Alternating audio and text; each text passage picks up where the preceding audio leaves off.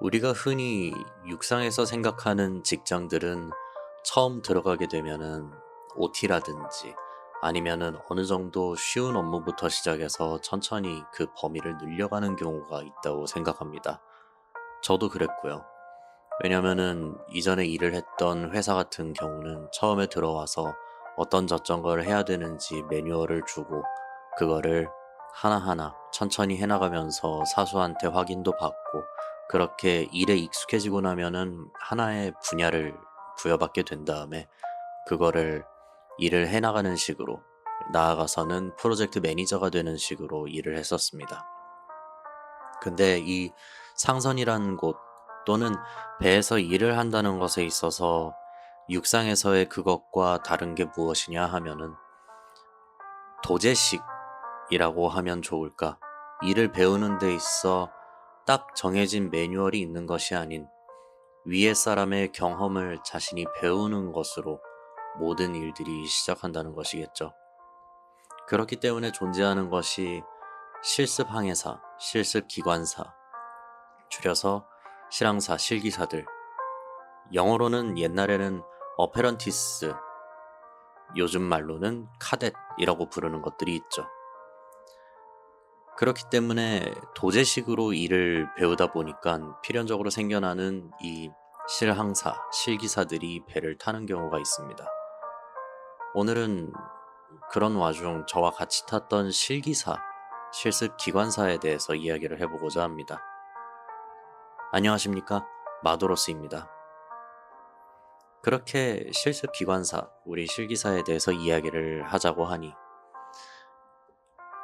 6월 첫째 날쯤이죠.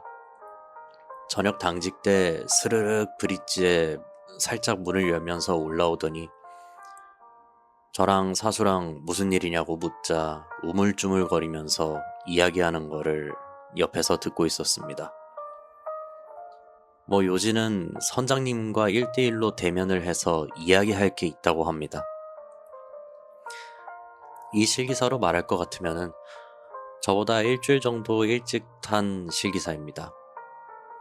한국에서 제가 타고 나서 출발 후 태평양에 들어가면서 배가 많이 흔들렸을 때 멀미로 이를 쉬고 이제 거기서 벗어나고 일을 좀 한다 싶더니 파나마를 건너면서 발을 접질러서 그 후 계속 실습을 빠진 승선만 하던 친구입니다. 그렇게 우리로서는 하루 이틀이면 나아지겠지라고 처음에는 괜찮냐고 걱정도 해주고 그렇게 생각을 했던 선원들도 이게 시간이 길어짐에 따라서 얘는 왜 계속 이러지? 라는 식으로 말이 바뀌어 버렸죠. 발 그거 다친 거 2, 3일이면 낫는다. 그런데 한 달을 넘게 쩔뚝거리면서 모두가 예상하던 거는 배를 내리면은 영화 유주얼 서스펙트에 나오는 카이저 소제 마냥 다시 걷지 않을까라는 그런 생각이었습니다. 여튼 처음으로 돌아와서 그래서 갑자기 선장님을 다이렉트로 콜하겠다고? 우리들에게 있어서는 하늘과도 같은 선장님을 바로 불러서 이야기를 한다는 거가 문제가 있죠. 아니면 뭔가 큰 일이던가. 그래서 우리가 이제 도대체 뭐가 어떻게 된 건지 또는 선장님과 만나서 어떤 이야기를 할 건지를 이래저래 물어봤는데 그렇다 하더라도 하선 때 필요한 서류를 선장님이 만들어줘야 한다고 정확한 정보도 없이 그리고 준비해온 양식도 없이 그저 서류를 만들어야 한다라는 키워드만 반복해서 말해주는 실기사. 옆에서 듣고 있던 저도 답답했는데 그거를 1대1로 듣고 있던 사수도 얼마나 답답했겠습니까? 그러니까 내려보내고 나중에 전화하겠다고 전달을 해놨습니다. 그러고 몇 분 뒤에 선장님이 브릿지에 올라오시더라고요. 근데 막상 선장님이 오셔서 이제 빨리 올라와라 라고 전화를 하려고 해도 받지도 않고 결국은 사수도 그 부분은 포기해버렸습니다. 그래서 얘의 문제를 어떻게 해결할까 라면서 밤늦게 이제 당직 교대하기 전에 다음 당직자들 그리고 이전 당직자들 모두 모여서 브레인스토밍을 한 결과 만들어야 한다는 그 양식이라는 게 실습을 해주는 학교 측은 가지고 있겠지라는 생각으로 모두가 그 실습생이 가져왔던 매뉴얼을 한번 다 둘러보고 도저히 안 보인다 싶어가지고 제가 방에 찾아가서 실기사한테서 자초지종을 들었습니다.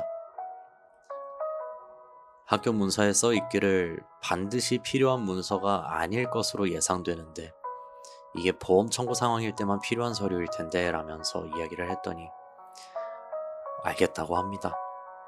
우물쭈물.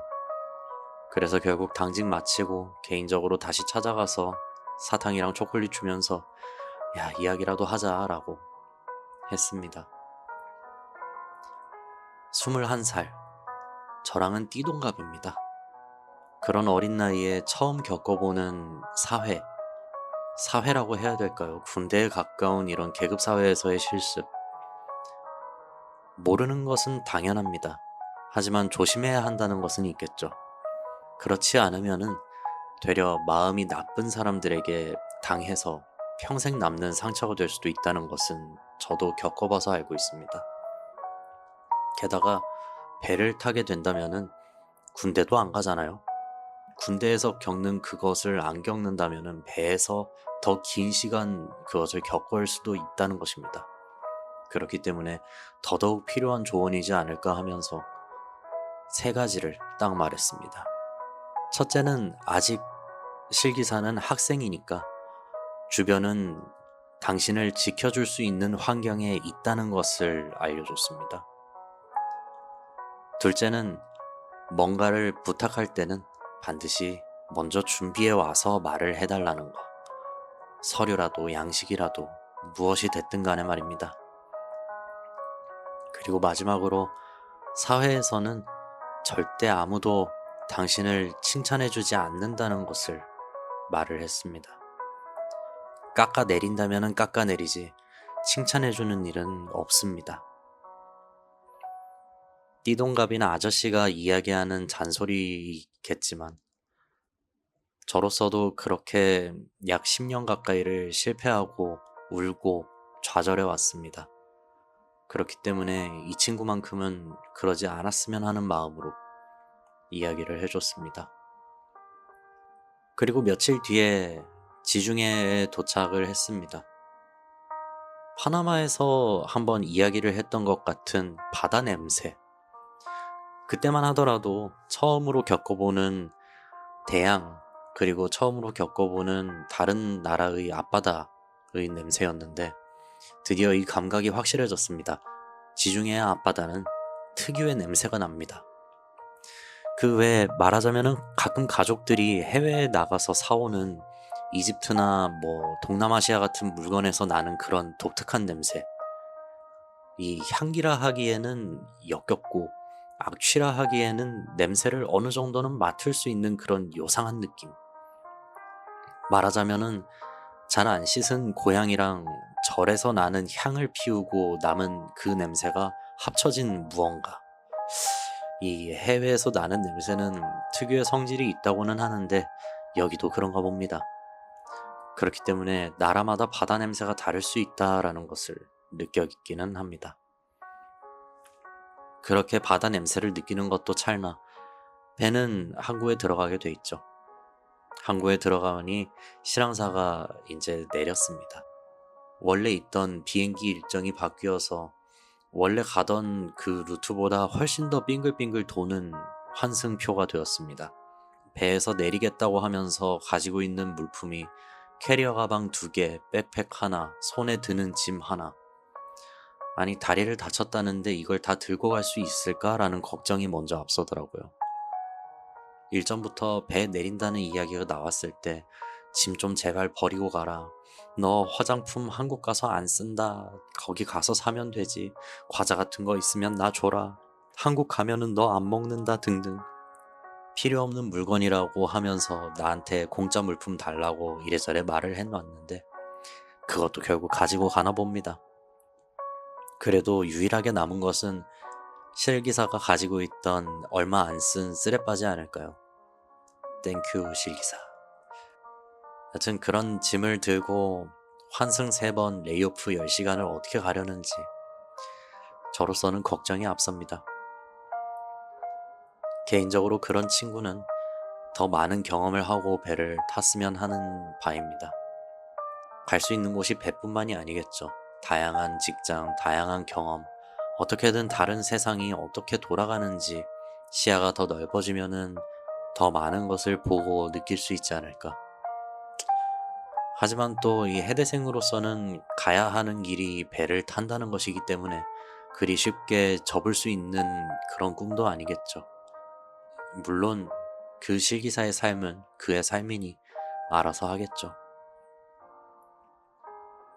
그렇기에 이번 주의 유튜브 댓글과도 어느 정도 일맥상통하지 않을까 생각하는 부분입니다. 언제나의 이루크님, 한해대 기관학생의 학부모분, 지난번에도 댓글을 주셔서 영상에 이야기를 했던 것 같은데, 특히나 이번 영상에서 이야기하는 이 실기사 이야기는 더더욱 이 이루크님에 가까운 이야기이지 않을까 싶습니다. 말 그대로 망망대해 자신의 아드님 또는 따님을 보내버리는 그런 일이 되어버리기 때문에 걱정이 이만저만이지 않을까 생각은 해봅니다. 하지만 저로서도 부모의 마음을 헤아릴 수는 없기에, 아직은 부모가 된 적이 없기에 알 수 없는 부분도 많지 않을까 싶습니다. 그렇기에 부모님에 대한 이야기를 해 주시더라고요. 제가 항해사가 된다고 했을 때 부모님과 주변 반응이 어땠는지에 대한 질문을 주셨습니다. 주변의 반응이라고 한다면은 친구 또는 아는 사람들이겠죠. 친구 또는 지인들의 반응이라고 한다 한들 가라 라든지 돈 많이 벌겠네 라든지, 대부분의 경우는 배 탄다고 하면은 어선 참치 잡으러 가냐고 이야기하는 경우도 있었고요. 근데 저의 지인 친구들이라고 해도 해양 관련 또는 해외에서 일을 한 경험이 있는 사람들 또는 해군에서의 친구들이기 때문에 배를 타는 것에 대한 거부감은 하나도 없는 사람들이 많았습니다. 그냥 조금 나가 있는 거지 배가 얼마나 불편하냐고 라는 식으로 이야기를 하는 경우였죠. 부모님도 마찬가지입니다.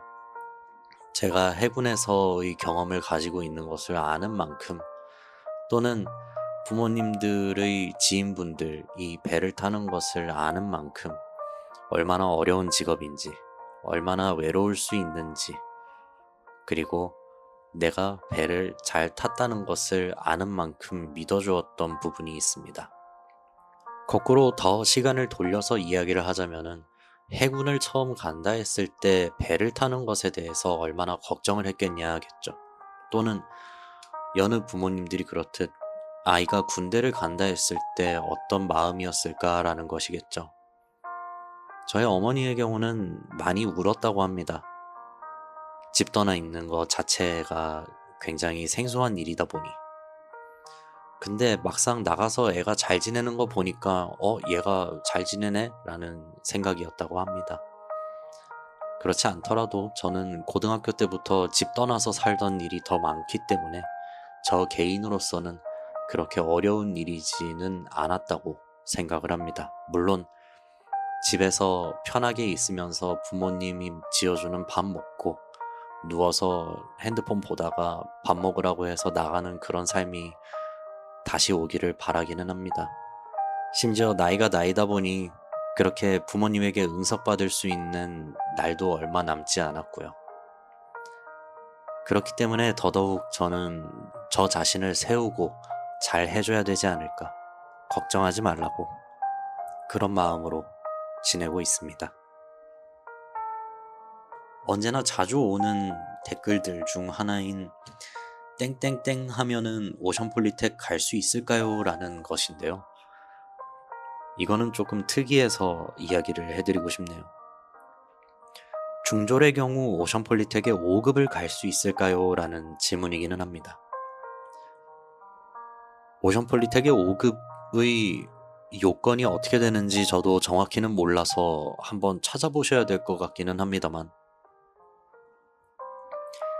밑에 써주신 걸로는 학력이 상관없다고 한다면은 오션폴리텍 5급은 신청을 해볼 수 있지 않을까 라는 말을 드리고 싶습니다.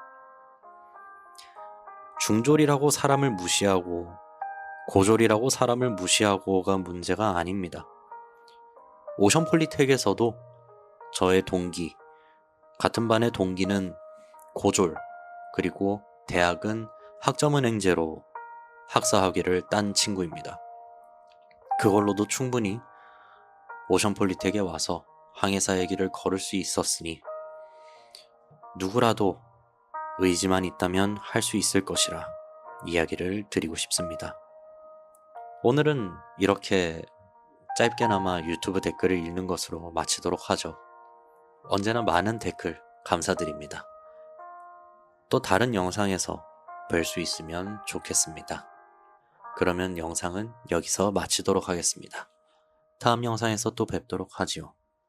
이상 마도로스였습니다.